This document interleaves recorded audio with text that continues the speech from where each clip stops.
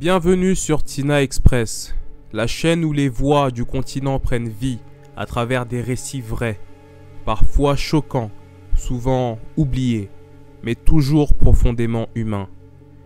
Ici, on donne la parole à ceux et celles qui ont vécu l'indicible, ou qui ont été témoins de ce que beaucoup préfèrent taire.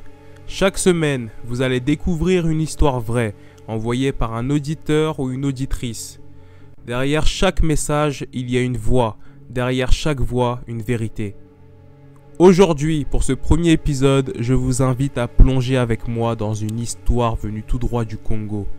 Une histoire glaçante qui finit en tragédie. Préparez-vous, car ici ce n'est pas du cinéma, c'est la réalité. Une réalité qu'on ne veut pas vous montrer, mais qu'on va vous raconter sans filtre. RDC, Bakouvou, en 2018.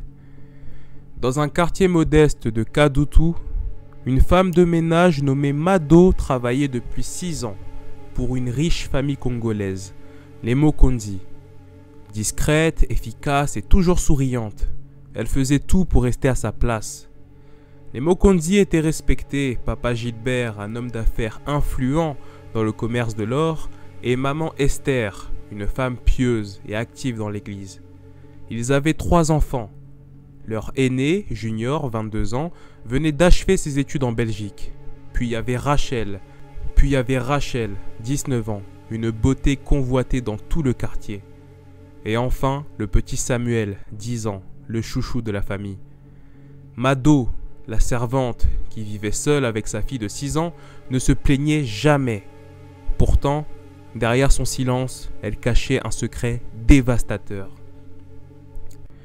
Tout a changé un soir où maman Esther a dû voyager à Kinshasa pour un séminaire religieux.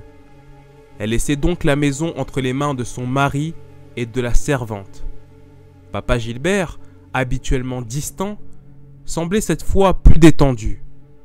Le premier soir après que Mado ait rangé la table, il la fixait un peu trop longtemps. « Mado, tu es une femme courageuse, tu travailles bien ici. » Elle a simplement baissé la tête, murmurant « Merci patron ». Mais Gilbert s'est approché d'elle, trop près. « Tu es une belle femme, tu sais. Depuis longtemps, je te regarde. » Son souffle sentait le whisky. Mado a voulu reculer, mais il lui saisit le poignet. « Patron, pardon. Pardon, je dois aller dormir. » Mais il ne l'a pas laissé partir. Ce soir-là, quelque chose d'interdit s'est passé dans la maison des Mokonzi. Mado savait qu'elle ne pouvait rien dire.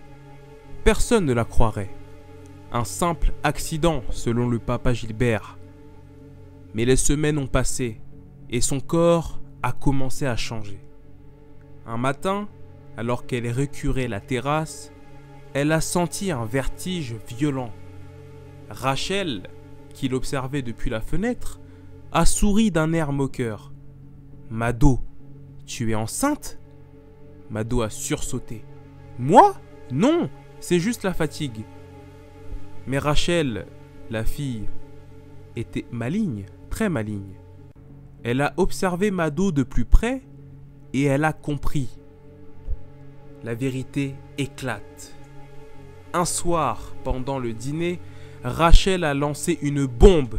« Papa, tu as quelque chose à nous dire sur Mado ?» Gilbert a failli s'étouffer en mangeant. « Quoi ? Comment ça ?»« Tu sais très bien de quoi je parle, » rétorqua Rachel. Maman Esther a froncé les sourcils. Samuel a arrêté de manger. Junior a levé la tête.